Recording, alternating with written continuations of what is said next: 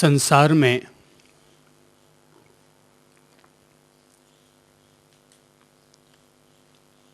इंसान को वैसे ही जीना चाहिए जैसे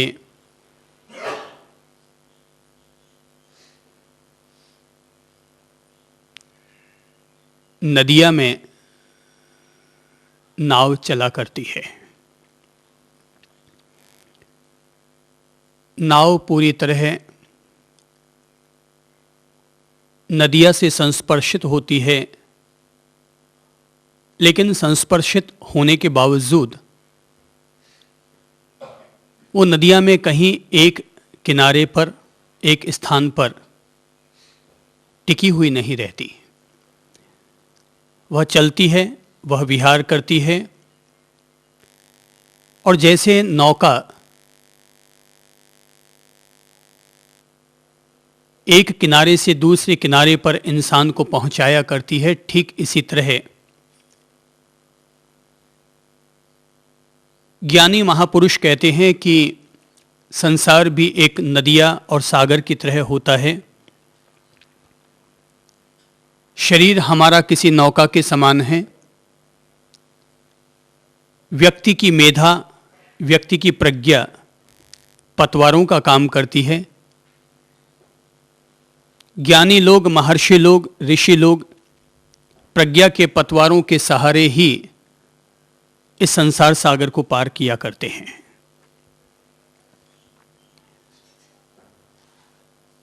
यदि कोई इंसान नदिया में नाव की तरह अगर अपना जीवन जीता है तो वह संसार की लहरों का भी आनंद लेता है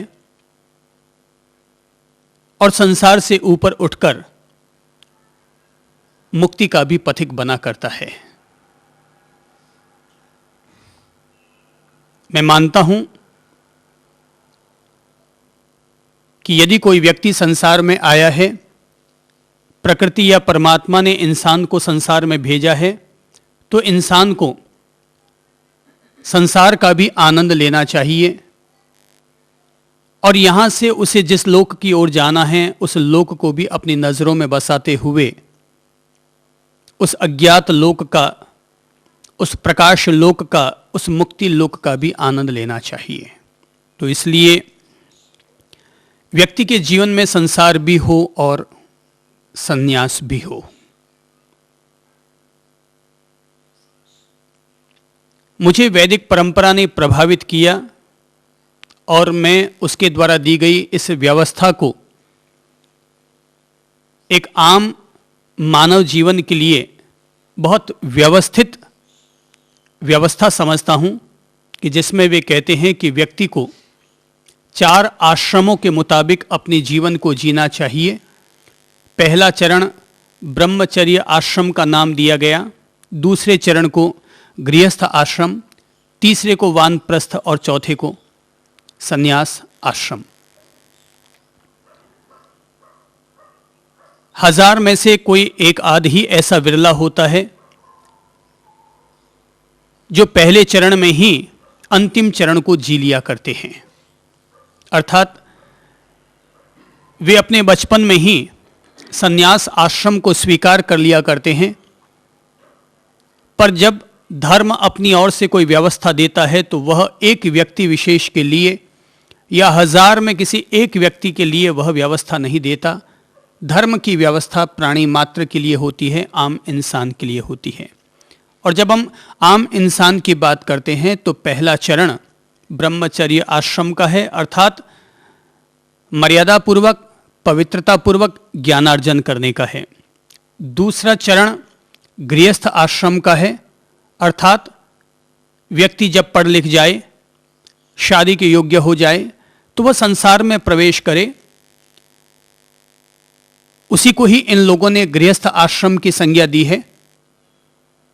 मर्यादा पूर्वक, पवित्रता पूर्वक अपने गृहस्थ जीवन से जुड़े हुए समस्त कर्तव्य कर्मों का पालन करते हुए व्यक्ति जीता है।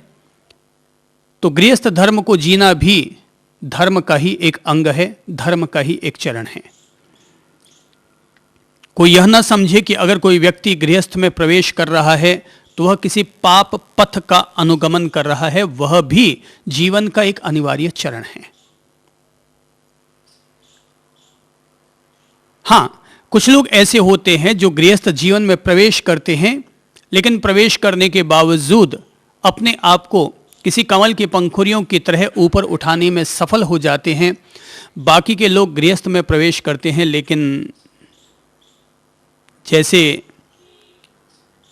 कीचड़ का कीड़ा कीचड़ में पैदा होता है, लेकिन कीचड़ में ही धंसता चला जाता है।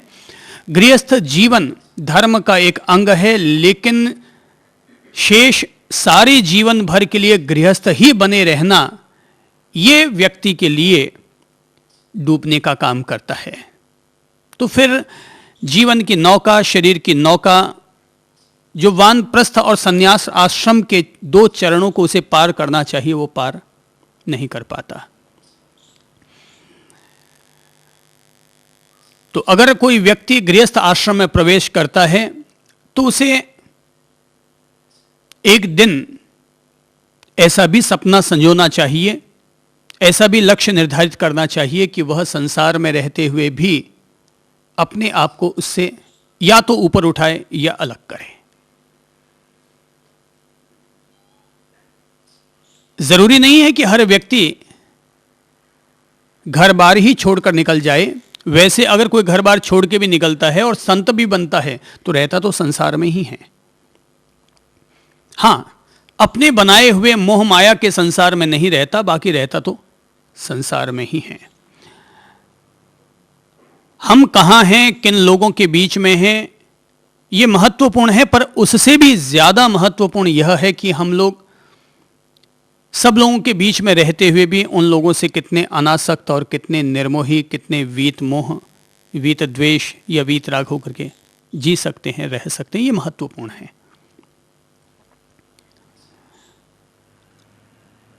तो मेरी समझ से व्यक्ति के जीवन में संसार भी हो, लेकिन केवल संसार ही न हो, संन्यास भी हो।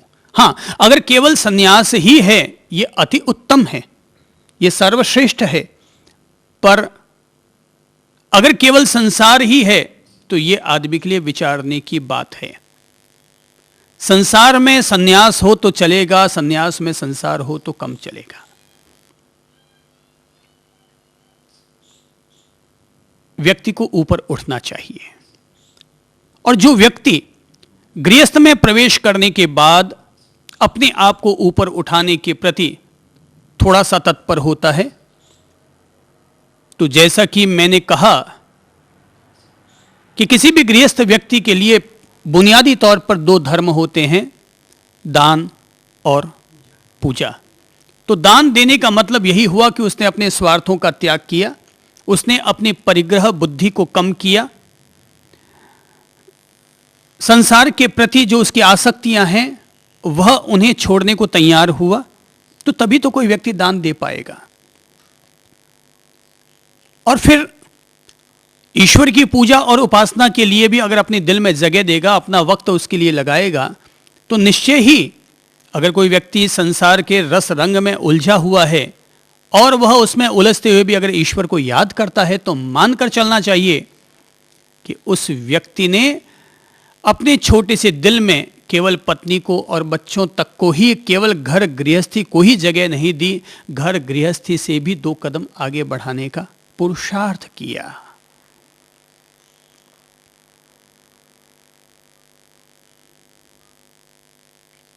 तो अगर कोई व्यक्ति संसार में है तो संसार के साथ संन्यास का फूल भी उसके भीतर रहना चाहिए, अर्थात व्यक्ति घर में रहते हुए भी कमल की पंखुड़ियों की तरह अपने आप को निर्लिप्त बनाने का प्रयत्न करे। संत लोगों के सानिध्य में श्रावक लोग आते हैं, संत लोगों के सानिध्य में, सन्यासी जनों के सानिध्य में, गुरुजनों के सानिध्य में सदगृहस्थ लोग आते हैं, उनकी अमृत वाणी को सुनते हैं, अपने जीवन में ढालने का, जीने का प्रयत्न भी करते हैं। कुछ श्रावक, कुछ सदगृहस्थ बिल्कुल ऐसे होते हैं कि जैसे कोई आईना हुआ करता है, कि उनके जीवन को भीतर और बाहर दोनों तरफ से साफ तौर पर देखा जा सकता है। खुली डायरी की तरह होता है कि वे भीतर और बाहर का द्वैत नहीं रखते और जैसा होता है वैसा अपने आप को प्रकट कर दिया करते हैं। संत लोगों की वाणी को भी अगर सुनते हैं तो उनके जीवन में संतों की उस वाणी को देखा जा सकता है, ठीक वैसे ही जैसे कि आईने को देख करके हम अपने आप को पहचान सकते हैं। दुनिया में दूसरी तरह के सद्गृहस्थ ऐसे होते हैं कि जैसे कोई पताका हुआ करती है। तो जैसे झंडा कभी टिकता नहीं है, कि जैसे घड़ी का पेंडुलम कभी टिकता नहीं है, तो पताका की तरह, झंडे के कपड़े की तरह इधर उधर जो डोलता रहता है, अर्थात वह महापुरुषों की वाणी का श्रवण तो करता है पर श्रद्धा नहीं कर पाता, अपने जीवन में ढाल नहीं पाता। वह संदेहशील आत्मा बना हुआ, सशंकित आत्मा बना हुआ, अस्थिर चित्त रहता है। ये है या वो है, करूं ना करूं या छोड़ू ना, अच्छा ठीक है कर ही लेता हूं, नहीं रहने ही देता हूं। पुरानी कहावत है, मारवाड़ मनसूबे डूबी।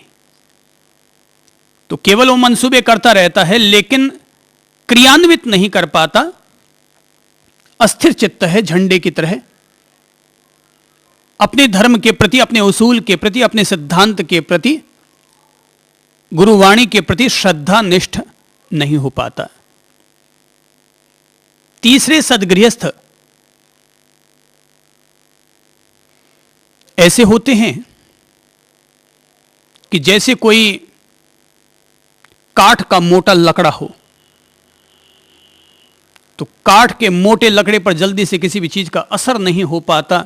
या यूं समझ लो कि चिकना घड़ा होता है कि कुछ कहो तो असर नहीं हो पाता। रोज व्यक्ति सुनता होगा, रोज व्यक्ति पढ़ता होगा, मगर जैसे वाटरप्रूफ टेंट होता है उसी तरह जैसे वाटरप्रूफ आपकी घड़ी होती है, ठीक इसी कदर उसके भीतर कुछ नहीं उतर पाता। वाटरप्रूफ वॉच की तरह, वाटरप्रूफ टेंट की तरह बस सुनता होगा तो इस कान से सुनता होगा, उस कान से निकाल देता होगा, सुन ही नहीं पाता होगा। केवल रिटायर्ड आदमी हैं तो महाराजों के यहाँ चला जाता है, अब क्या करे भाई, घर वाले पूछते नहीं तो क्या करे। रिटायर्ड आदमी महाराजों के पास जाके अपना टाइम पास करेगा, अपना टाइम पास करेगा पर उनका टाइम खराब करेगा। अपना तो टाइम पास करेगा पर उनका टाइम खराब करेगा, उनका बेशकीमती टाइम, कि वो टाइम जो वो सन्यास के लिए जी रहे होते हैं और अपना समय निकाल करके सद्गृहस्थ को देते हैं, पर अगर हम उसको अपने जीवन में ढालने को तैयार ना हो तो भाई उनके पास जाकर के उनका समय क्यों व्यर्थ किया जाए। अगर डॉक्टर की दवा न लेनी हो तो डॉक्टर के पास बार बार जाने से क्या मतलब है। हाँ, अगर कोई डॉक्टर की कसौटी कसने के लिए जा रहा हो कि देखें सही वो जानता है कि नहीं, तो बात अलग है। तो तीसरी तरह के ऐसे कोई चिकने घड़े की तरह होते हैं, उन पर कोई पवित्र वाणी का असर नहीं हो पाता। चौथी किस्म के और सद्गृहस्थ होते हैं जिन्हें मैं कांटे की संज्ञा दूंगा, कि अगर उनको कोई बात कह दी जाए तो जैसे कांटा सीधा गड़ने को तैयार होकर आ जाता है, वैसे ही वो टेढ़े दिमाग के होते हैं कि उनको कुछ कहो तो सीधा सिर चढ़ आते हैं, पांव में गड़ आते हैं और हमारे लिए भी दर्द का कारण बन जाते हैं। वो किसी संत के लिए सिर दर्द का निमित्त बन जाता है। तो चौथी किस्म के लोग होते हैं, वो कांटे की तरह होते हैं, वो जाते हैं और उनकी बात को कैसे काटा जाए, जो उन्होंने कहा है उसको काटा कैसे जाए, बस इस बात पर गौर किया जाता है, न कि ग्रहण कैसे किया जाए। तो एक होता है ग्राहक, एक होता है आक्रामक। तो ग्राहक ग्रहण करता है, आक्रामक झपटता है, वापस कुछ काटना चाहता है, तार्किक होता है।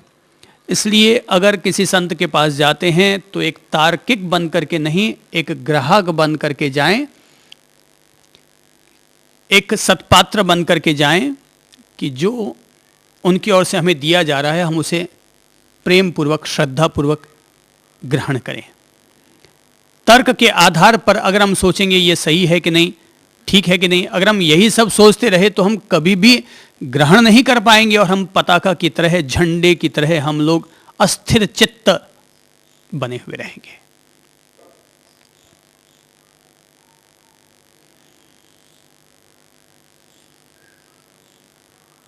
कई लोग दिव्य पराक्रम करते हैं, भव्य पराक्रम करते हैं और श्रावक जीवन से 2 कदम और आगे बढ़ाते हुए संन्यास जीवन को वर्ण कर लिया करते हैं। धन्य है वे लोग जो लोग अपने जीवन में संन्यास धारण करते हैं।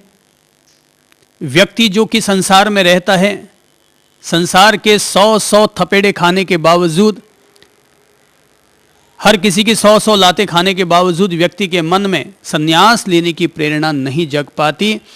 कोई व्यक्ति अगर संसार से आक्रांत हो चुका है, पीड़ित हो चुका है, तो वह व्यक्ति आत्महत्या करने पर तो उतारू हो जाएगा, लेकिन संत बनकर के अपना कल्याण करने की भावना उसके भीतर नहीं जग पाती। कुछ लोग संन्यास लेते हैं अपने इस लोक को ठीक करने के लिए। कई लोग ऐसे भूखे होते हैं जिनको खाने को रोटी नहीं मिलती, बोले महाराज बन जाओ। तो महाराज बनने में यूं बड़ा फायदा है, खाने को लड्डुआ मिले और लोग कहे महाराज। खाने को लड्डू मिलेंगे और लोग महाराज साहब अलग से करेंगे तो डबल फायदा, इज्जत मिलेगी सो अलग। वो राजस्थानी दोहा है कि गुरुजी चालिया गोचरी, आहार करने के लिए वो निकल पड़े, तो गुरुजी चालिया गोचरी घोटो बाजियो घम। तो मोटा डंडा रखते हैं गुरुजी लोग, तो गुरुजी चालिया गोचरी और घोटो बाजियो घम, अरे श्रावकारी छाती फाटी आयो डाकी जम।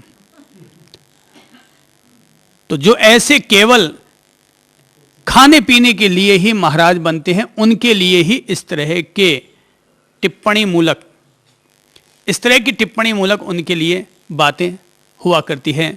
बाकी तो मुंड मुंडाए 3 गुण, मिटे माथेरी खाज, खाने को लड़ुआ मिले और लोग कहे महाराज। तो मुंड मुंडाए 3 गुण, अगर कोई व्यक्ति महाराज बन जाता है तो कहा जाता है उनके लिए कि मुंड मुंडाए 3 गुण, मिटे माथेरी खाज। सिर में जो खुजलाहट चलती है क्योंकि मोटा होना पड़ता है, बाल उतर जाते हैं, तो मिटे माथेरी खाज, खाने को लड़ुआ मिले। लोग भी महाराजों को ज़रूरत से ज़्यादा माल मलिंदे खिलाना चाहेंगे, तो खाने को लड़ुआ मिले और लोग बोले महाराज, तो लोग महाराज जी और करते हैं। तो केवल ये बातें उन लोगों के लिए हुआ करती है जो भूखे मरते होते हैं और कोई साधन नहीं मिलता, तो बोले महाराज बन जाओ, आराम से खाने पीने को रोटी की व्यवस्था हो जाएगी। तो ऐसे जो भुक्खड़ प्रकृति के जो लोग होंगे और महाराज बन जाएंगे, वो केवल अपने इस लोक को सुधारने के लिए महाराज बने हैं। उनका धर्म से, कर्म से, आत्मा से, प्रभु जी से कोई ताल्लुकात नहीं होता। उनको तो केवल अपना खान पीन, रहन सहन टिप टॉप आलिशान होना चाहिए, बस इस बात पर उनको गौर रखते हैं वो लोग।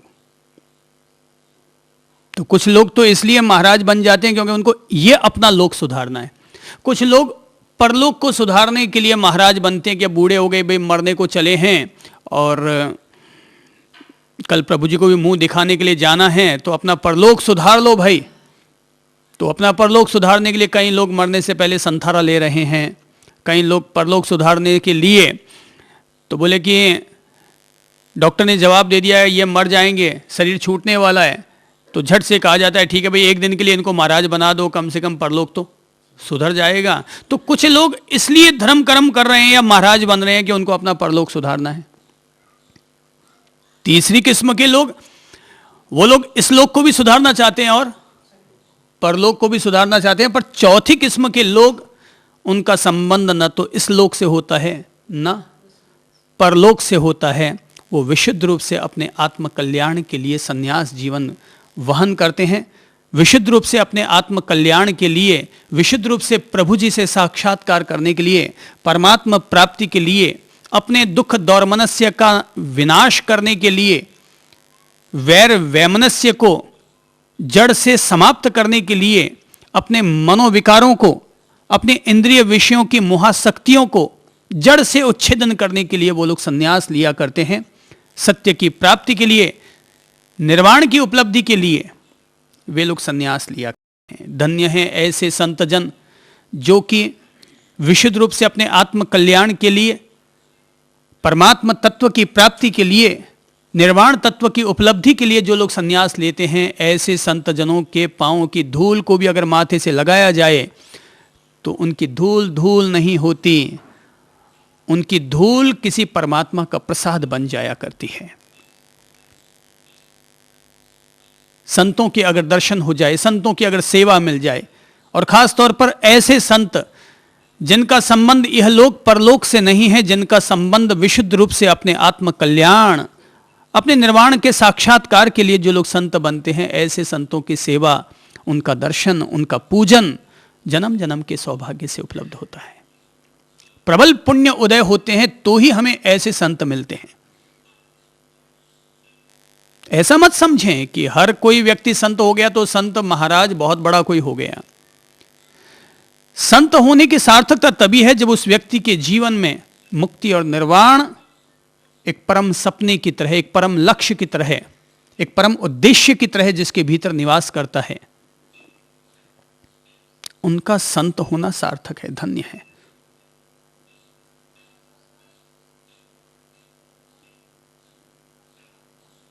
ये दुनिया संतों की ऋणी है, आभारी है।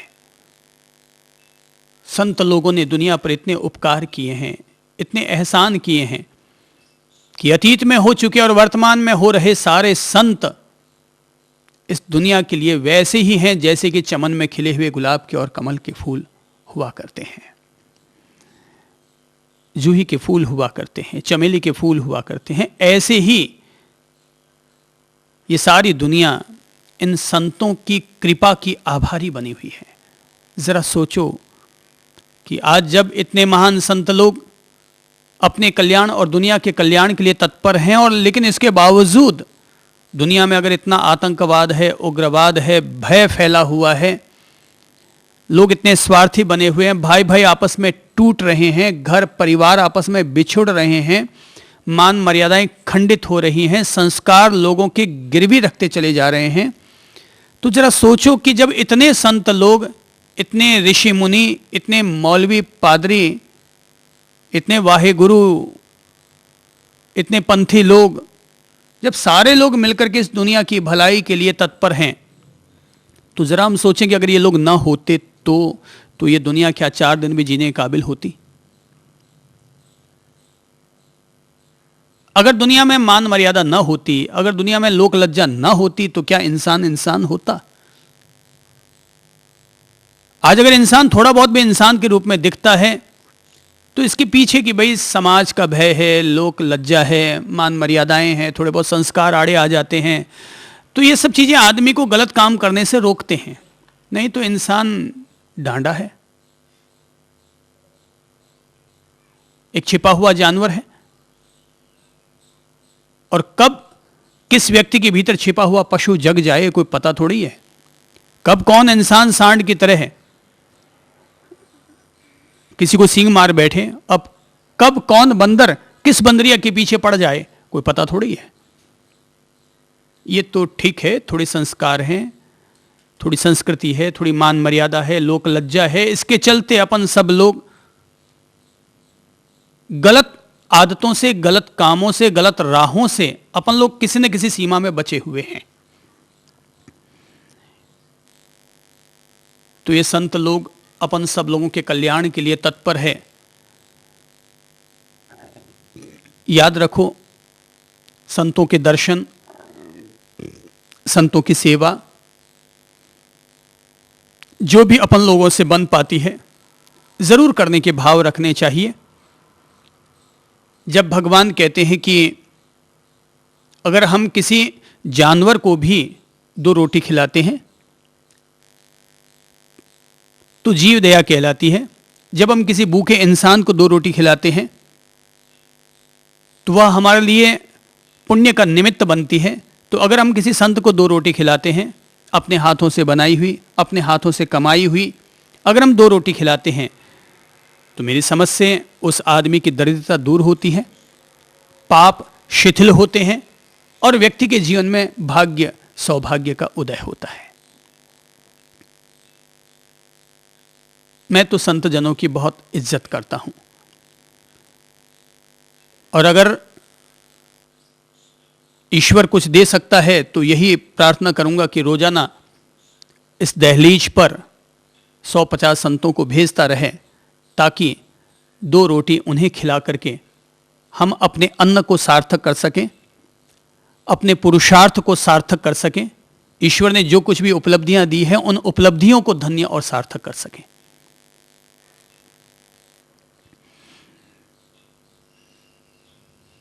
संत महान होते हैं, इसमें कोई दो मत नहीं है।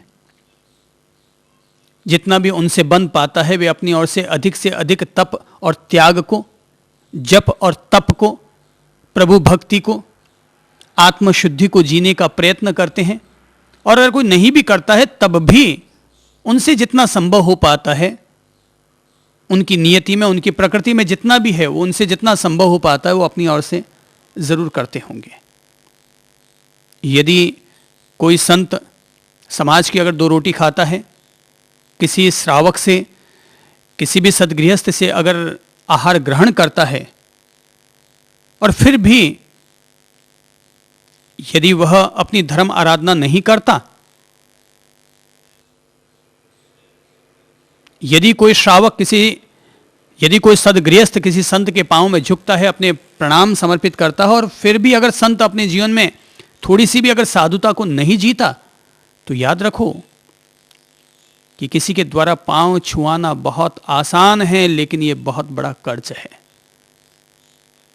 अगर अपन लोग संत जीवन की श्रेष्ठताओं को जीते हों, तब तो वो व्यक्ति अगर किसी संत के पांव छुएगा तो उसका भाग्योदय होगा। पर अगर हम लोग कोई पापी संत बने हुए हों और उनके अगर कोई व्यक्ति पांव छुएगा तो उसका कर्ज संत पर चढ़ जाएगा। तो संत होना सौभाग्य की बात होगी, पर अगर संत हम नहीं भी हो पाते हैं तब भी एक श्रावक बनकर अपन अपनी ओर से सुपात्र सहयोग, सुपात्र समर्पण करते रहना चाहिए। हां, जहां तक संन्यास लेने का सवाल है, तो मैंने तो पहले ही कह दिया कि आदमी के जीवन में संसार भी हो और संन्यास भी हो, केवल संसार ही न रह जाए, संन्यास भी अवश्य हो। हां, केवल संन्यास हो वहां तक तो बात सर्वश्रेष्ठ है, और केवल संसार हो ये बात भी बिल्कुल जीवन से हटाने जैसी है।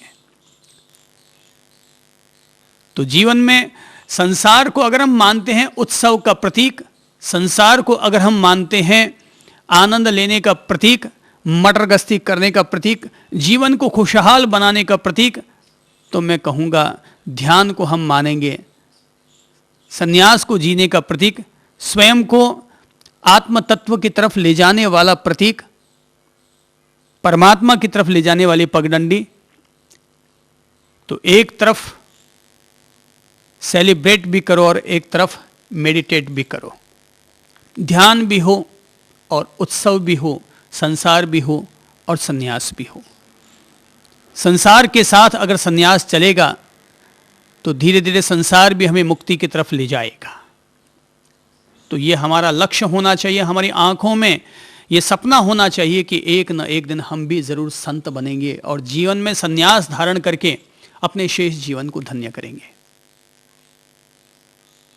अगर जिस दिन हम लोग संसार की उम्र की दहलीज को पार कर देंगे, तो जैसे कि मान लेते हैं कि गृहस्थ आश्रम की उम्र 50 साल है, और अगर लगता है मोहाशक्तियां ज्यादा ही हैं और नहीं छूट पाती हैं, तो 60 साल खींचतान कर ले जाओ। लेकिन 60 साल जिस दिन हो जाएंगे, उस दिन के बाद 61वां वर्ष लगते ही हम लोग वानप्रस्थी की तरह जिएंगे। यानी कि वन में हैं तो वन में जाकर के व्यक्ति किस तरह से निर्लिप्त जीवन जिया करता है, उसी तरह से हम लोग घर में रहते हुए भी ऐसा निर्लिप्त जीवन जीने का प्रयत्न करेंगे। वानप्रस्थी, वानप्रस्थी यानी मुक्ति की तरफ बढ़ गया, गृहस्थी यानी उलझ गया, गृहस्थी यानी उलझ गया, और वानप्रस्थी यानी निकल गया, समाधि की तरफ निकल गया 2 कदम। अब पहुंच पाना या ना पहुंच पाना वो एक अलग मुद्दा हो गया, लेकिन अपनी ओर से व्यक्ति ने पुरुषार्थ तो शुरू कर दिया। पहुंच पाए कि ना पहुंच पाए वो अलग बात है, लेकिन निकल तो पड़े। सद्भाव तो जग गया, संकल्प तो जग गया, इच्छा शक्ति तो भीतर में निर्मित हो गई। तो वानप्रस्थी की तरह फिर जैसे वन में व्यक्ति स्थित रहा करता है, ऐसा जीवन हमारा हो जाना चाहिए। खाएंगे तो भी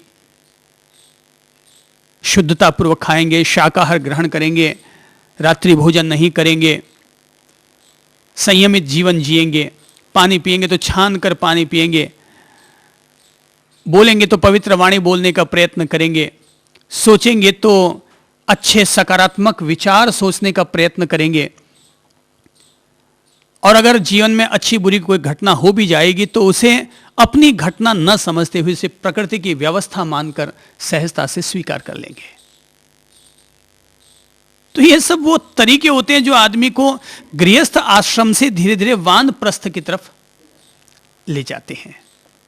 तो फिर जिस दिन लगता है अब हमारी वानप्रस्थ की उम्र शुरू हो गई, तो घर गृहस्थी के कार्य और दायित्वों में अपने आप को मत उलझाओ।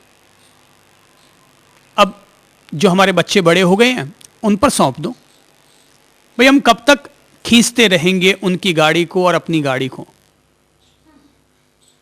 कब तक हम उनकी जिम्मेदारियों को अपने पर निभाते रहेंगे? अब हमारे बच्चे कोई लूले लंगड़े तो है नहीं, कोई अपाहिज और अंधे तो है नहीं जो हम उनकी ताउम्र तक सेवा संभालते रहें और व्यवस्था के प्रति चिंतित बने हुए रहें। अब वो भी समर्थ हैं। आप अगर 60 साल के हो गए तो इसका मतलब तय है कि आपका बच्चा 30 साल का निश्चित तौर पर हो चुका है।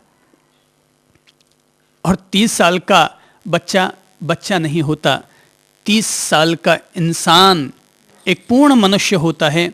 और पूर्ण मनुष्य के लिए पीछे चिंता करना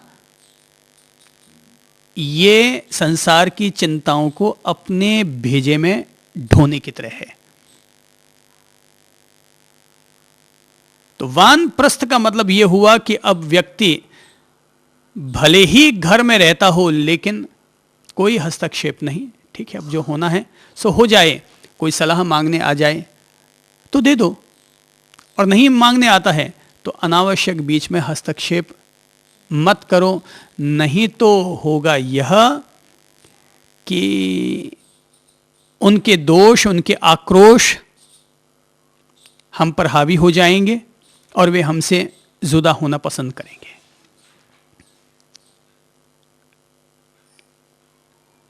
और अगर लगता है कि 75 की उम्र को भी पार कर चुके हैं, 70 और 75 की उम्र को अपन पार कर चुके हैं, तो अगर आप सन्यासी बन जाएं तो अति उत्तम।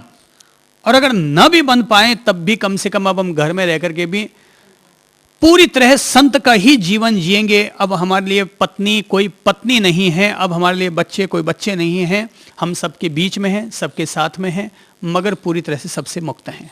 घर में हैं, एक टाइम 2 टाइम खाना खा लेते हैं, दूध पी लेते हैं, चाय पी लेते हैं, बस। अथवा कोई जरूरत है, आवश्यकता है तो 6 महीने में 2 जोड़ी कपड़े के करवा लिए, 3 जोड़ी करवा लिए, बस बहुत है, मस्त है। अब तो प्रभु भजन के लिए, हरि भजन के लिए, ध्यान के लिए, अपने बुढ़ापे को सार्थक करने के लिए, जीवन के संध्या काल को धन्य करने के हम प्रयत्न करेंगे। अगर कोई व्यक्ति ऐसा करता है तो निश्चित तौर पर वो अपने जीवन में संसार को भी जी चुका होता है और संन्यास को भी जी चुका होता है। और अगर हम ऐसा नहीं करते हैं तो व्यक्ति संसार में पैदा होता है, संसारी होता है, संसारी होकर के ही मरता है। यानी कि वो मुक्ति का कमल नहीं बन पाता, अनासक्ति के फूल अपने जीवन में नहीं खिला पाता, वो प्रभु भजन नहीं कर पाता। वो फिर ठीक है, पैदा हुआ है, पढ़ा लिखा है, पैसा कमाया है और मरमरा के पूरा हो गया है।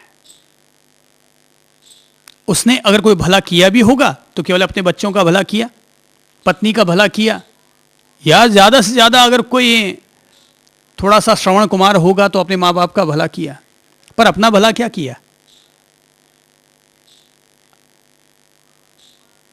अपना आध्यात्मिक कल्याण उसने कहाँ किया?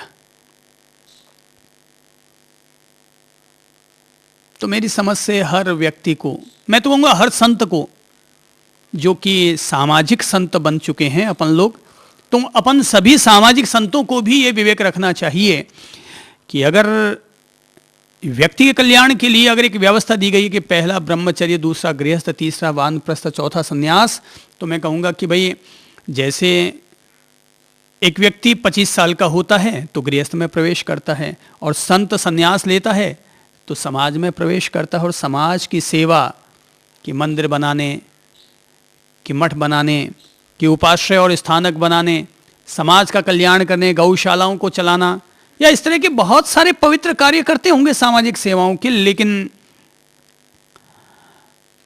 50 साल की उम्र आ जाए तब तक करो, और अगर लगता है समाज की सेवा अभी भी हमें प्रभावित करती है तो 60 साल लास्ट, कि जिस दिन मेरे 60 वर्ष हो जाएंगे उस दिन के बाद सामाजिक गतिविधियों में हस्तक्षेप बंद, समाज में आना जाना बंद, समाज की भलाई की चिंता बंद। अब हम अपना जो शेष जीवन बचा है उसे केवल विशुद्ध रूप से अपने आत्म कल्याण के लिए और प्रभु भजन के लिए लगाएंगे।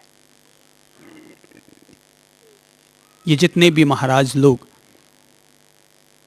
जो 60 वर्ष की उम्र हो जाने के बाद भी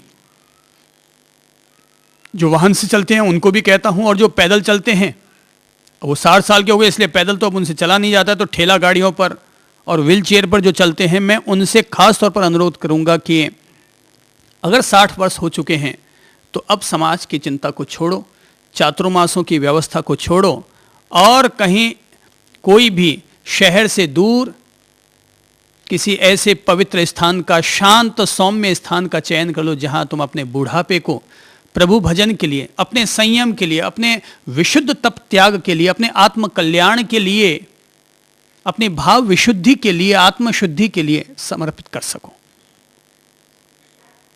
जीवन को धन्य करना होगा, मुझे मेरे जीवन को धन्य करना होगा, आपको आपके जीवन को धन्य करना होगा, अपन सभी लोगों को अपना अपना जीवन धन्य करना होगा। हाँ, अगर अपन लोग संसार के होने के लिए आए हैं तो यहीं के बसे हुए रहो, और अगर मन में कुछ ऊपर उठने का, कुछ आध्यात्मिक सौंदर्य प्राप्त करने का, आध्यात्मिक सत्य की प्राप्ति का अगर कोई सपना हो, कोई लक्ष्य हो, तो हमें जीवन को धन्य करना होगा, जीवन के लिए कुछ फैसले करने होंगे और उन पर हमें चलना होगा।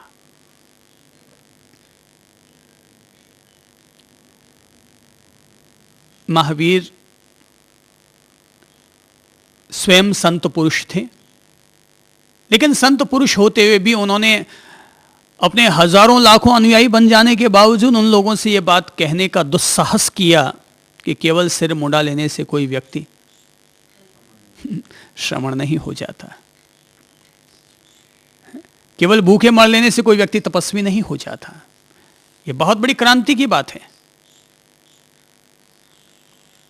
जबरदस्त इस तरह की बात कहना कि जिस व्यक्ति ने अपनी ओर से हजारों हजार लोगों को सन्यास की दीक्षा दी हो, लेकिन उसके बावजूद वो व्यक्ति अगर ऐसा कह रहा है कि केवल सिर मुंडाने से कोई श्रवण नहीं हो जाता, ये अपन समस्त संत जनों के लिए, श्रावक जनों के लिए विचारने का बिंदु है। केवल ध्यान की बैठक लगाने से क्या ध्यान हो जाता है क्या? कि 2 घंटा जाकर के ध्यान की बैठक लगा ली, कि ऐसे ध्यान हो जाता है क्या? क्या कोई 2, 4, 5 मालाएं ओम नमः शिवाय या ओम नमो अरिहंताणम की जप लेने से क्या कोई जपैया हो जाता है क्या? भीतर में लगन चाहिए, आत्मभाव, अंतरात्मा का भाव भीतर में प्रगाढ़ होना चाहिए। केवल सिर मुंडा लेने से कोई व्यक्ति श्रमण नहीं हो जाता है।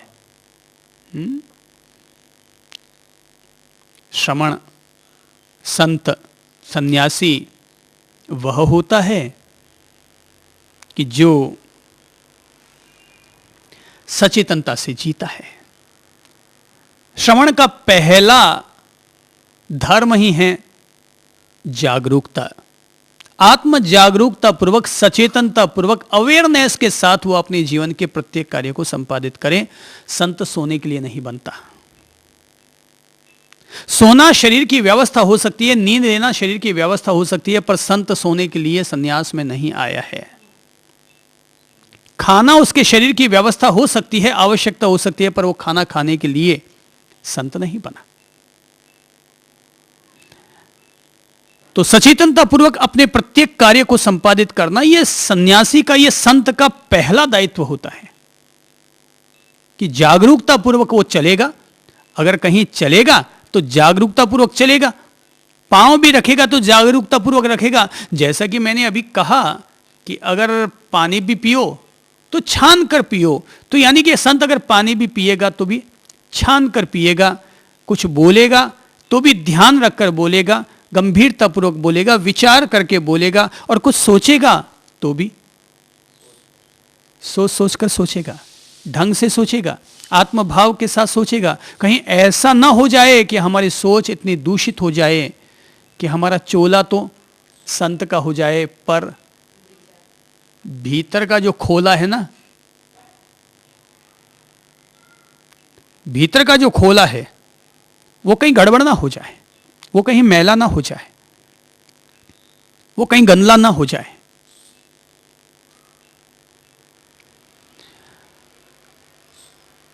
तो ये संत का पहला दायित्व होता है कि अगर हम लोग संत जीवन को जीते हैं तो हम लोग सचेतनता के साथ अपने प्रत्येक कदम उठाएं। और इसी के लिए ही महावीर ने दो शब्दों का प्रयोग किया, और वो है समिति और गुप्ती, कि विवेक पूर्वक, यत्नापूर्वक, जतन से चलो, जतन से बैठो, जतन से खाओ, जतन से बोलो, जतन से मलमूत्र तक का विसर्जन करो, जतन से ही किसी भी वस्तु को उठाओ और रखो।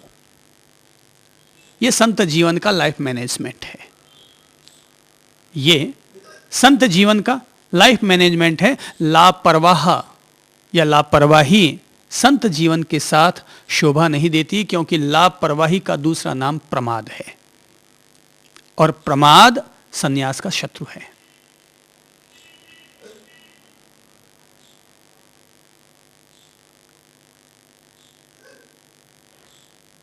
तो महावीर अपनी ओर से अपने संतजनों से तो कम से कम यह निश्चित तौर पर अपेक्षा रखते हैं कि तुम विद अवेयरनेस, जागरूकता के साथ अपने प्रत्येक कार्य को संपादित करने का होश और बोध रखो। दूसरा, संत जीवन को जीने का दूसरा चरण यह बनेगा कि व्यक्ति इस संसार में जी रहा है, लेकिन समत्व भाव को, समभाव को अधिक से अधिक अपने जीवन में स्वीकार करने की जागरूकता रखे, प्रयत्न करे, क्योंकि संत समत्वशील होता है। हानि और लाभ दोनों तरह की संभावनाएं हैं, मान और अपमान दोनों तरह की संभावनाएं निश्चित तौर पर है, संयोग और वियोग दोनों तरह की संभावनाएं निश्चित तौर पर है। लेकिन एक संत ऊंच नीच का भेद नहीं करता, जात पात का भेद नहीं करता, सबके प्रति एक समदर्शी, एक समत्वशील दृष्टि को वह स्वीकार करता है। इसीलिए कबीर ने बहुत अच्छे दोहे कहे हैं। कबीर एक बड़े अद्भुत व्यक्ति हुए हैं, कोई बहुत ज्यादा पढ़े लिखे इंसान नहीं थे वो, लेकिन संत जीवन तो स्वभाव से जुड़ा हुआ होता है, और जब व्यक्ति के स्वभाव में संताई आ जाती है, साधुता आ जाती है, फकीराई आ जाती है, फक्कड़पन आ जाता है, औलियापन आ जाता है, तो व्यक्ति कम पढ़ा लिखा हुआ होकर के भी आत्मज्ञानी बन सकता है। तो कबीर ने बहुत अच्छे अच्छे दोहे कहे हैं, जैसे कि जात न पूछो साधकी, पूछ लीजियो ज्ञान। जात पात मत पूछो किस जाति का हो, जात न पूछो साधकी, पूछ लीजियो ज्ञान। मोल करो तलवार को, पड़ी रहन दो म्यान। मोल करो तलवार को, पड़ी रहन दो म्यान। भाई तलवार का मूल्य करो ना, म्यान सुंदर है कि असुंदर है इससे क्या मूल्य है। तलवार को देखो कि उसमें धार है कि नहीं है। साधु की करनी देखो, उसकी कथनी देखो, उसका उपदेश देखो, उसका ज्ञान देखो, वो किस जाति का, इससे क्या मतलब है। रैदास जी जाति के चमार थे, इस भारत के गौरव बन चुके हैं जो संत। रैदास जी जाति के चमार थे, संत गोरा कुम्हार थे, हरिकेशबल चंडाल जाति के थे। तो जाति से क्या मतलब है। आदमी छोटी जाति का होकर के भी बड़े काम कर सकता है, मैंने सुना है कि इस देश के गृह मंत्री रह चुके जगजीवन राम बाबू कभी हरिजन जाति के थे।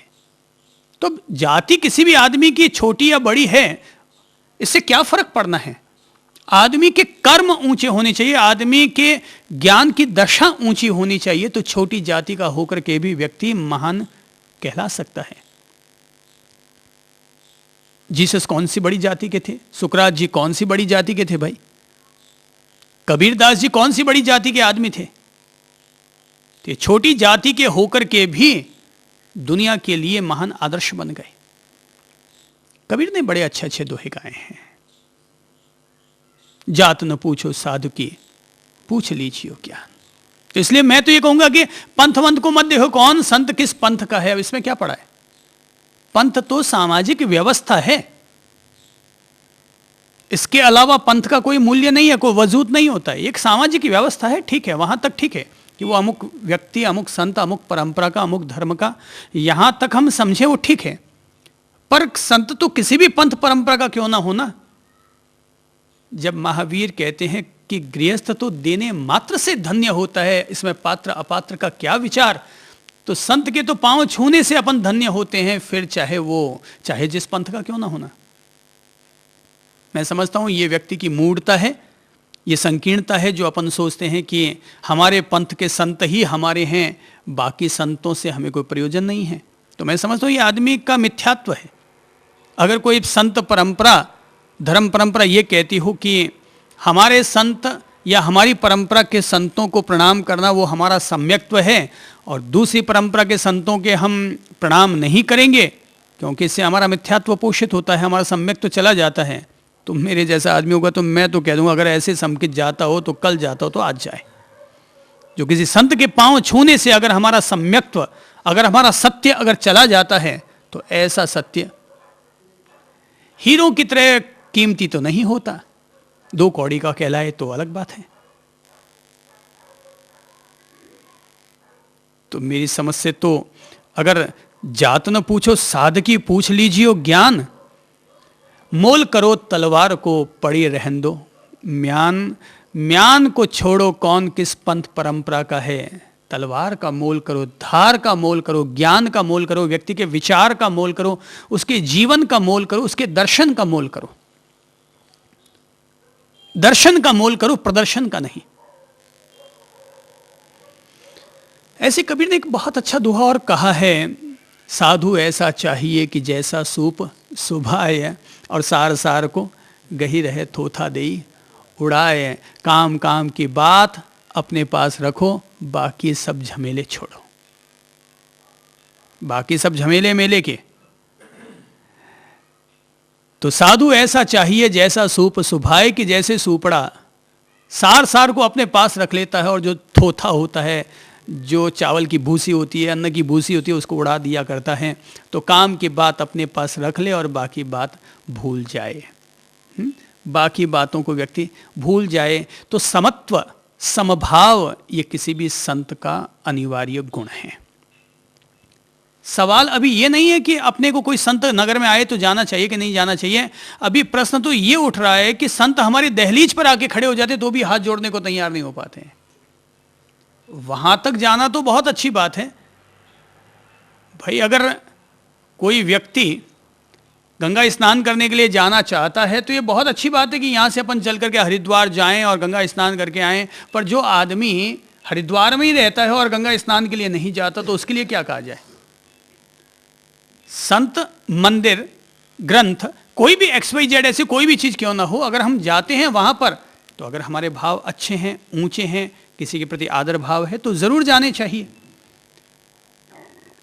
पर ऐसी बहुत सारी परंपराएं हैं कि जैसे कि अगर कोई दूसरी परंपरा का संत आएगा और मैं हाथ जोड़ूंगा, तो अगर वो विनम्र व्यक्ति होगा, अगर उसके भीतर थोड़ी सी इंसानियत होगी, तो ज़रूर हाथ जोड़ने के बदले में हाथ जोड़ेगा। वरना देखने को ये मिलता है कि दूसरी परंपरा के संत को अगर हाथ जोड़ा जाता है तो वो हाथ नहीं जोड़ते, वापस केवल यूं ही करते हैं, और जी आप कैसे हैं, ठीक है जी। और तब लगता है कि साधुता का मतलब या सम्यक्त्व का मतलब ये लोग क्यों लगाते हैं कि हमारी पंथ परंपरा के संतों का आदर करना, उनको गुरु मानना, यही सम्यक्त्व है, यही साधुता है। तो मेरी समझ से ये साधुता और सम्यक्त्व बहुत संकीर्ण हो गया। सम्यक्त्व का मतलब ये हो गया कि अब व्यक्ति के भेद सारे गिर गए। सम्यक्त्व का अर्थ, सत्य का अर्थ ये हो गया, साधुता का अर्थ ये हो गया कि भेद सारे गिर गए और अब वह सबका सम्मान कर रहा है, सबका वो सम्मान कर रहा है। मैंने एक मुस्लिम फकीर की कहानी पढ़ी, तो कहते हैं कि इस फकीर का नाम था मोहम्मद अल-तवी। तो कहते हैं कि एक दफा वो संत किसी नगर में पहुंचा, तो वहां पर रहने वाले मौलवियों ने उनसे पूछा कि इस समय दुनिया में आप खूब घूमे हैं, खूब भ्रमण किया है, आपको सबसे महान संत कहां दिखाई दिए? तो कहने लगे कि घूमा तो बहुत हूं, लेकिन कुंभ के मेले में गया तो वहां पर मुझे कई महान महान संतों के दर्शन हुए। मौलवियों ने कहा कि आप एक मुसलमान होकर के और कुंभ मेले की तारीफ कर रहे हैं, हिंदू संतों की तारीफ कर रहे हैं। तो मोहम्मद अल-तवी साहब ने कहा कि भाई एक बात बताओ कि जमीन पर खड़े होकर के कोई इंसान अगर पेड़ों को देखेगा तो उसको पेड़ अलग अलग किस्म के दिखाई देंगे, अलग अलग तरह के दिखाई देंगे, पर यदि कोई व्यक्ति हवाई जहाज या हेलीकॉप्टर में चढ़ करके और नीचे जमीन पर खिले हुए पेड़ों को देखना चाहेगा तो क्या उसको कोई भेद दिखाई देगा क्या? तो बोले नहीं दिखाई देगा, ऊपर से सब हरे हरे पेड़ दिखाई देंगे। तो बोले भाई, जो आदमी, जो संत जमीन से थोड़ा ऊपर उठ चुका है और आकाश में रहने वाले परमात्मा से, खुदा से मोहब्बत करता है, अपने आप को आकाश की ओर उठाता है, तो आकाश में उठ करके जब वो इस दुनिया को देखता है तो उसको कहीं कोई हिंदू और मुसलमान का भेद दिखाई नहीं देता। उसको तो जहां अच्छाई दिखती है उसका वो सम्मान करता है। तो साधु ऐसा चाहिए जैसा सूप सुभाए सार सार को, गही रहे और थोथा देई उड़ाए। काम की बातों को अपने पल्ले रखें, अपन लोगों से अपनी ओर से जितनी संतों की सेवा हो जाए, जितनी बन पाए। अब अपन ये तो नहीं कहेंगे कि भाई अपन पूरी तरह से उनके लिए हर तरह से कुर्बान हो ही जाएं, पर जितना भी अपन लोगों से संभव हो सकता है, जितनी अपनी मुहाशक्तियाँ कम हो सकती हैं, अपन अपनी ओर से हर परंपरा के संत का सम्मान करें, उनकी सेवा करने के भाव रखें। जो भी हमसे बन पाती है, जितनी हमसे सेवा बन पाती है, उतनी हम अपनी ओर से उनकी सेवा करने का ध्यान रखें। उतना हमें अधिक से अधिक उनकी सेवा का जितना अपन लोगों से बन पाए जरूर ध्यान रखना चाहिए। तो संत की दूसरी विशेषता हो गई कि वो समत्वशील होता है। संत की तीसरी विशेषता हो जाएगी और वो ये कि संत प्रबुद्ध और उपशांत हो, ज्ञानी भी हो और शांत प्रकृति का भी हो। और न केवल वो शांत प्रकृति का हो, वरन ज्ञानी और शांत प्रकृति का होकर वो शांति के मार्ग को, प्रेम के मार्ग को, इंसानियत के मार्ग को पूरी दुनिया तक फैलाने का प्रयत्न करे। इसीलिए महावीर ने बड़ा कीमती सूत्र दिया कि तुम प्रबुद्ध और उपशांत होकर गांव गांव और नगर नगर जाओ और मेरे शांति के मार्ग को, मेरे अहिंसा के मार्ग को जन जन तक फैलाने का प्रयत्न करो। महावीर ने नहीं कहा कि मेरे धर्म को केवल राजस्थानियों तक या केवल गुजरातियों तक सीमित रख दो। महावीर ने कहा कि मेरा धर्म किसी एक प्रदेशवासियों का धर्म नहीं है, मेरा धर्म अहिंसा में निष्ठा रखने वालों का धर्म है, मेरा धर्म इंसानियत का धर्म है, मेरा धर्म प्राणी मात्र की कल्याण करने वाला धर्म है। तो संत का दायित्व होता है कि वो भगवान के पवित्र वचनों को, भगवान के पवित्र मार्ग को, शांति के मार्ग को, प्रेम के मार्ग को, करुणा के मार्ग को, विश्व प्रेम और विश्व शांति के मार्ग को जन जन तक फैलाने का वो प्रयत्न करें। तो ये भी संत का एक बहुत बड़ा चरण हो गया, संत जीवन जीने का एक बहुत बड़ा गुण हो गया कि संत प्रबुद्ध हो। अगर अकड़बाज होगा, अगर अशांत होगा, अति क्रोधी स्वभाव का होगा, तो गांव में अगर थोड़ी सी भी बात हो जाएगी तो वो अपने आप को संयमित रख ही ना पाएगा। तो ऐसी स्थिति में संत जीवन में शांत होना जरूरी है, प्रबुद्ध अर्थात ज्ञानी होना उसका जरूरी है। उसके भाव शुद्ध होने चाहिए, उसका जीवन ऊंचा होना चाहिए कि उसके जीवन को देख करके लोग सीख सकें, आदर्श बना सकें, प्रेरणा ले सकें। हम लोगों को याद रखना चाहिए कि केवल उपदेश ही प्रभावी नहीं होता, व्यक्ति का जीवन भी कुछ बोलता है, और व्यक्ति का जीवन जो बोलता है वो व्यक्ति के वचन से 1000 गुना ज़्यादा प्रभावी होता है। आचरण, व्यक्ति का आचरण व्यक्ति के वचन से 100 गुना ज़्यादा प्रभावी होता है। दुनिया में महान संत बहुत हुए हैं, अनेक अनेक महान संत हुए हैं। अगर हम स्वयं महावीर की ही बात करते हैं तो भगवान महावीर स्वयं भी एक महान संत हुए। उनके कानों में अगर किसी ग्वाले ने कीलें ठोक दी तो भी उन्होंने उसे अपने संत स्वभाव की पहचान देते हुए उन कीलों को भी सहजता से बर्दाश्त कर लिया। यही तो है संत जीवन, कि किसी ने कानों में कीलें ठोकी मगर फिर भी सहजता से उसको हजम कर गए। और उल्टा केवल इतना ही कहा, जब किसी वैद्यराज ने उनके कानों में ठुके हुए कीलों को वापस निकाला तो जब अति पीड़ा हुई उससे, तो उन्होंने केवल इतनी सी प्रतिक्रिया की कि भाई मैं तो साधना काल में था, संत जीवन में था, इसलिए मैं तो इन कीलों के दर्द को सहन कर गया, पर दुनिया का रिवाज है, प्रकृति की व्यवस्था है कि इंसान जैसा करता है वापस वैसा ही उसको लौट करके मिला करता है।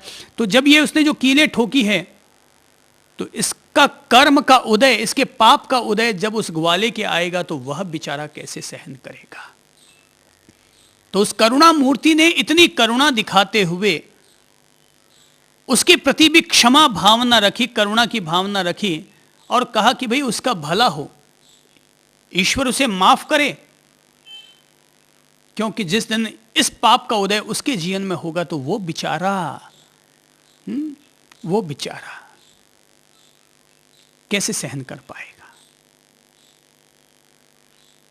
बुद्ध एक महान संत हुए, और महान संत होने के नाते ही उस व्यक्ति ने लगातार मानव जाति के कल्याण के लिए अपनी ओर से गांव गांव जाकर के लोगों को सच्चाई का, दुख मुक्ति का रास्ता दिखाया, मध्यम मार्ग स्थापित किया। और उस व्यक्ति ने कहने का प्रयत्न किया कि जीवन को वीणा के तारों की तरह साधो, न तो अति तप करते हुए इसको ज्यादा कसो और न ही अति भोग करते हुए इसको ढीला छोड़ो। मध्यम मार्ग अर्थात बीच का रास्ता बनाओ, बीच का रास्ता अपनाओ, संतुलित जीवन जियो। महावीर और बुद्ध के समय में ही इस दुनिया ने तीसरे और महान संत को देखा, और वो संत थे सुकरात जी। संयोग से उनकी पत्नी गुस्सैल प्रकृति की थी, तो गुस्सैल प्रकृति की थी मगर वो कभी क्रोध नहीं करते थे, और उल्टा यही कहा करते थे कि ईश्वर ने मुझे गुस्सैल प्रकृति की पत्नी दी है, टौंटबाजी कसने वाली अगर मुझे पत्नी दी है तो इस बहाने मेरी समता, मेरी शांति की हर रोज परीक्षा होती रहती है। तो ये व्यक्ति की साधुता हुई। पत्नी रहने और न रहने से कोई साधुता का इतना बड़ा लेन देन नहीं है। साधुता व्यक्ति के स्वभाव की चीज है, आत्मभाव की चीज है, अंतरात्मा का तत्व है। ये अंतरात्मा का खजाना है साधुता और संन्यास, ये मानसिक वस्तु है। तो सुकरात को विषपान करा दिया गया, हंसते हंसते जहर पी गए, और न केवल जहर पी गए वरन अपने गिरते हुए शरीर को भी वो देखते रहे, और निर्वाण को उपलब्ध हुए, महापरिनिर्वाण को वे उपलब्ध हुए। तो सुकरात भी एक महान संत हो गए। जीसस भी एक महान संत हो गए कि जिन्होंने सलीब पर चढ़ाने वालों के लिए भी इतने पवित्र शब्द कहे, इतने करुणा भरे शब्द कहे कि हे प्रभु इन्हें माफ कर, क्योंकि ये नहीं जानते कि ये लोग क्या कर रहे हैं, इन्हें माफ कर। सलीब पर चढ़ाने वालों के प्रति भी दया, करुणा अब जरा हम सोचें कि उनकी क्षमा कितनी महान होगी, उनकी साधुता कितनी महान होगी कि जिसके चलते वो सलीब पर चढ़ाने वालों के प्रति भी माफी का भाव ला रहे हैं। सुकरात जी विष पिलाने वाले को भी प्रणाम अर्पित करते हैं और कहते हैं, भैया ये शरीर जो कि अब तक परमात्मा से मिलने में बाधक बना हुआ था, आज ये शरीर छूट रहा है। मैंने अब तक केवल जीवन का आनंद लिया, लेकिन तूने मुझे मृत्यु का भी आनंद दे दिया है। मैं तुम्हें प्रणाम करता हूँ। अगर मेरे मन में रत्ती भर भी तुम्हारे प्रति क्रोध या आक्रोश आ गया हो तो मैं तुमसे भी क्षमा मांगता हूँ और तुम्हें भी क्षमा करता हूँ। यह है साधुता। मैं इसका नाम कहता हूँ साधुता। और ये केवल सुनने और बोलने से नहीं आती, ये जीवन के ठेठ भीतर से अंकुरित होकर के आया करती है। और विरले जीवों में ही, विरले संतों में ही ये ठेठ अंतरात्मा से ये इस तरह के भाव उभर कर आया करते हैं। शंकराचार्य जी वो भी एक महान संत हुए, कबीर दास जी एक महान संत हुए, छोटी जाति में पैदा हुए पर गंगा जी के किनारे जाकर के लेट गए और तभी रामानंद जी उधर से आए। सुबह सुबह 4 बजे ही जाकर के वो लेट गए थे नदिया के किनारे। भी सुन रखा था कि गुरु बनाना जरूरी है और बिना गुरु बनाए किसी का निस्तार नहीं होता। बोले गुरु किसको बनाए? तो सुन रखा था कि रामानंद जी इस तरह से जाते हैं और वो शूद्र जाति के व्यक्ति को शिष्य नहीं बनाते थे। तो बोले क्या करूं, वो महान संत हैं पर शिष्य बनूं कैसे? तो बोले कि वो गंगा जी के तट पर चले गए, जो सीढ़ियां बनी हुई थी उन पर जाकर के लेट गए। रात का वक्त था, सुबह 4 बजे अंधेरा ही होता है। सो वो सीढ़ियों से नीचे उतरने लगे और पांव जैसे ही कबीरदास जी के शरीर पर गिरा कि वो चौंके, अरे किसी इंसान पर पांव रख दिया, और उनके मुंह से अचानक निकल पड़ा राम राम राम राम राम राम। बस कबीर दास जी ने ये शब्द सुन लिया और लगा कि ये गुरु जी ने गुरु मंत्र दे दिया, और वो जिंदगी भर तब राम के उपासक बने हुए रहे। जबरदस्त राम के उपासक रहे और राम की उपासना करते हुए उन्होंने इतने अच्छे अच्छे दोहे रचे कि गले राम की जेवड़ी चित खींचे तित जाऊं, कबीरा कुत्ता राम का। बोले मैं तो एक कुत्ता हूं भाई, मेरी क्या औकात है। संत आदमी अपनी औकात नहीं बताता। बोले मैं क्या हूं भाई, मेरी क्या औकात है। एक व्यक्ति अपनी औकात छांटता फिरता है, दूसरा व्यक्ति प्रभु का भक्त होने का मतलब है कि उसने अपनी औकात मिटा दी, अपना अहम भाव मिटा दिया। अब तू है, जो है वो तू है, तेरा वचन मेरे लिए अंतिम आदेश, जो तू है वही मैं हूं। अब किसी को अगर कह दें कुत्ता तो बहुत बुरा लग जाएगा, पर जिस आदमी ने अपनी औकात को मिटा दिया, अपने अहम भाव को मिटा दिया कि जो तूने कह दिया वही मेरे लिए ओके, तो वो व्यक्ति कहता है कबीरा कुत्ता राम का मुतिया मेरा नाव, मोती मेरा नाम है और मैं राम जी का कुत्ता हूं। मैं राम जी का कुत्ता हूं तो कुतिया मेरा नाव, मुतिया मेरा नाव, गले राम की जेवड़ी जित खींचे तित जाऊं। मेरे गले में तो राम जी के नाम का पट्टा बंधा हुआ है और वो जिधर खींच लेते हैं उधर चले जाया करते हैं। तो कबीरदास जी भी एक बहुत महान संत हो गए, मीराबाई भी एक बहुत महान संत हो गई कि जिन्होंने प्रभु जी के नाम पर जहर का प्याला पी लिया, और कहते हैं वो जहर का प्याला भी अमृत का प्याला बन गया। और इतना ही नहीं, माँ मीराबाई तो वृंदावन में कान्हा कन्हैया की दिव्य प्रतिमा में समा गई, मूर्ति में समाविष्ट हो गई और उस दिव्य प्रभु के दिव्य स्वरूप में जाकर के विलीन हो गई। सूरदास जी भी एक महान संत हो गए कि जिन्होंने आंखें नहीं थी मगर फिर भी मन ही मन में, मन को ही मंदिर बना लिया, दिल को ही प्रभु का घर और बैकुंठ धाम बना लिया और लग गए प्रभु जी की भक्ति में। डायोजनीज भी एक बहुत महान संत हो गए कि जिस व्यक्ति ने सिकंदर को प्रभावित कर डाला था, सिकंदर तक को प्रभावित किया था, मतलब इतना महान संत हुआ कि कि बताते हैं कि एक दफा सिकंदर डायोजनीस से मिलने के लिए गया, तो सिकंदर ने अपना परिचय देते हुए कहा, ए संत, क्या तुम जानते हो मैं विश्व विजेता हूं, मैं विश्व विजेता हूं, मैंने सारे संसार को जीत लिया। डायोजनीस ने कहा, तुम विश्व विजेता है और मैं संसार को लात मारता हूं। तू जिसका विजेता है मैं उसको लात मारता हूं, यानी तुम्हें लात मारता हूं। फकड़ थे ना, फकीर थे, औलिया थे। अब उनके औलियापन के जवाब का क्या लाजवाब होते हैं वो तो। बोले मैं विश्व विजेता हूं, बोले मैं लात मारता हूं इसको। बोले तुम्हें पता है कि तुम जिस तरह से मेरे सामने बोल रहे हो,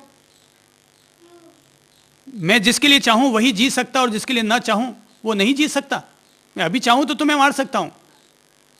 तो डायोजनीस ने कहा सिकंदर से कि सिकंदर, तू मार सकता है कि नहीं मार सकता ये मुझे पता नहीं है, लेकिन ये मुझे भली भांति पता है कि मुझे एक दिन मरना है। मुझे एक दिन मरना है, ये तय है। तो तू मार सकता है कि नहीं मार सकता ये मुझे नहीं पता, लेकिन ये मुझे पता है कि मुझे एक दिन मरना है। कहते हैं कि वो उसके औलिये जवाब से इतना प्रभावित होता है, सिकंदर इतना प्रभावित होता है कि वो कहता है कि मांगो डायोजनीस, मैं तुमसे बहुत प्रभावित हुआ, तुम जो मांगना चाहो सो मैं तुम्हें दूंगा। डायोजनीस ने कहा, अगर देना ही चाहते हैं तो सर्दी पड़ रही है, बेवकूफ़ थोड़ा साइड हट, सूरज की खुली धूप आने दे। बेवकूफ़ थोड़ा साइड हट, सूरज की धूप आ रही है, उसका आनंद लेने दें। कहते हैं सिकंदर अपनी ज़िंदगी में उस संत से इतना प्रभावित हुआ, इतना प्रभावित हुआ कि मैंने पढ़ा है कि सिकंदर ने तब दुनिया के इतिहास में ये बात कही थी कि अगर मैं अपनी ज़िंदगी में सिकंदर न होता, अगर ये सिकंदर ना होता तो ये अपनी ज़िंदगी में डायोजनीस होना पसंद करता। अगर ये सिकंदर ना होता तो डायोजनीस होना पसंद करता, कि जिस आदमी के पास कुछ भी नहीं है मगर फिर भी वो अपना सम्राट बना हुआ है, पहनने को कपड़े नहीं है, नंग दड़ंग घूमने वाला आदमी, मगर फिर भी इतना जबरदस्त औलियापन उसका। तो ये कितनी बड़ी बात हुई, ये संताई है भाई, ये साधुता है। ये ऐसे जब संत लोग मिलते हैं ना, धन्य भाग कि ऐसे विरले संतों के दर्शन होते हैं, उनका आनंद मिलता है। तो मैंने कहा तुलसीदास जी भी एक महान संत हो गए, मानतुंग सूरी भी एक महान संत हो गए। तो मानतुंग सूरी को शलाखाओं में कैद कर लिया जाता है और कहा जाता है कि चमत्कार दिखाओ। कहते हैं कि 48 तालों में बंद कर दिया जाता है, 48 दरवाजों के कारागार में बंद कर दिया जाता है। तो कहते हैं भाई मैं तो कोई चमत्कार नहीं दिखाता, चमत्कार दिखाने वाला ऊपर वाला है, मैं तो केवल उनका भगत हूं। और ये कह करके वो तब एक महान स्तोत्र की रचना करते हैं, और वो होता है भक्तामर स्तोत्र के नाम से बहुत प्रसिद्ध है। तो वो उस स्तोत्र की एक एक पंक्ति को गाते चले जाते हैं और बताते हैं ज्यों ज्यों वो स्तोत्र का पारायण होता है त्यों त्यों एक एक ताले टूटते चले जाते हैं, शाखाएं टूटती चली जाती हैं। कहते हैं तुलसीदास जी को भी इसी तरह से अकबर ने कैद कर लिया था और लाल किले में बंद कर दिया। बोले चमत्कार दिखाओ, तुम राम जी इतने करते हो, राम राम राम राम जपते रहते हो। तुलसीदास जी से अपन सभी परिचित है ना, कि जिनके लिए कहा जाता है कि उनकी पत्नी से वो बहुत प्रेम करते थे। भाई आया और अपनी बहन को लेके चला गया, तुलसीदास से रहा ना गया, तो वो आधी रात को ही नदिया में छलांग लगा करके अपने ससुराल के लिए निकल पड़े।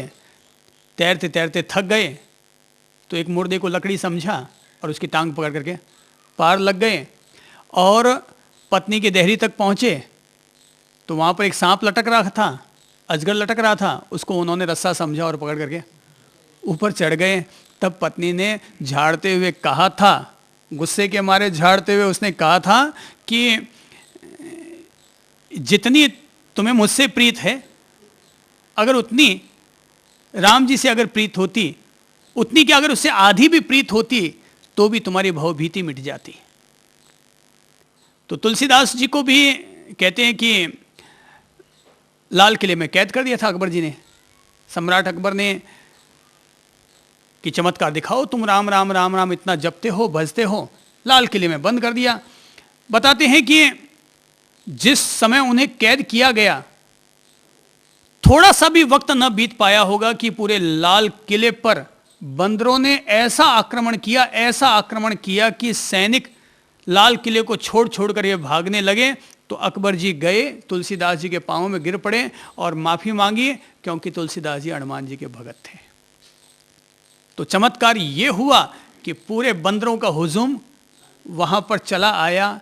तो ये बंदर कहां से आए ये तो ऊपर वाला जाने, पर ये चमत्कार था। तो ये सब महान संतों की महान व्यवस्थाएं हैं। उनकी व्यवस्थाएं क्या होगी ये वही लोग जानते हैं, वही लोग जानते हैं कि उनकी महान व्यवस्थाएं क्या होंगी। तो इस तरह से दुनिया में भाई बहुत सारे महान संत हुए हैं, आज भी हो रहे हैं। देखो आनंद घन जी हुए, कहते हैं कि वो अगर किसी पत्थर पर अगर थूक देते तो पत्थर भी सोने का बन जाया करता था। उनके थूक में भी इतनी ताकत, इतनी सिद्धियां पैदा हो गई थी। तो ऐसे ही अभी श्रीमद् राजचंद्र जी हुए, दादा गुरुदेव जी हुए, शांति विजय जी हुए, राम सुखदास जी हुए, देवरिया बाबा जी हुए, और भी बहुत सारे संतों की कमी थोड़ी है। धरती जो आज श्रृंगारित है, ये सब उन महान संतों के तप त्याग के कारण ये धरती टिकी हुई है और श्रृंगारित है। तो उनके पुण्य प्रबल हैं जिससे ये धरती टिकी हुई है। बाकी तो धरती ने इतने पाप कर लिए कि धरती कभी की मिटा जाती। पर अभी भी दुनिया में ऐसे पुण्य संजोने वाले संत, महंत, अरिहंत, त्यागी, तपस्वी लोग हैं। फिर चाहे वो संत बने हुए हों, चाहे वो गृहस्थ में हों, लेकिन फिर भी इतने पुण्य उनके प्रबल हैं कि ये धरती टिकी हुई है। अब हम लोग धरती पर आए हैं तो हमें धरती पर 4 फूल खिलाने चाहिए अपने जीवन में भी, और हमारे द्वारा इस दुनिया में भी 4 फूल जरूर खिलाने चाहिए। तय है एक दिन सबका जीवन मर मिट जाना है, अपन सब यहीं ख़त्म हो जाएंगे। लेकिन सच्चाई तो ये है कि जिनको जीवन में संसार के साथ संन्यास का भी आनंद मिलने लग जाता है, वो न तो जन्मते हैं और न ही वो मरते हैं। नेवर बॉर्न नेवर डाइड, न वो कभी जन्मे न कभी वो मरे। वो केवल एक मुसाफिर की तरह धरती पर आए, कुछ दिन रहे, जो अपने से सेवा बनी कर दी, प्रेम लिया, प्रेम दिया, उपहार दिए, उपहार लिए, मोहब्बतें बांटी, और वापस वो मुसाफिर बने हुए फिर किसी नए लोक के लिए प्रस्थान करके चले गए। ये तो मुक्ति का पथ है भाई, जो चलते हैं वो पाते हैं। पर ये बात अपन लोगों को ध्यान रखनी चाहिए, एक उम्र आने के बाद तो अवश्यमेव हमारे जीवन में भी, संसार में रहते हुए भी, संन्यास के फूल ज़रूर खिल जाने चाहिए।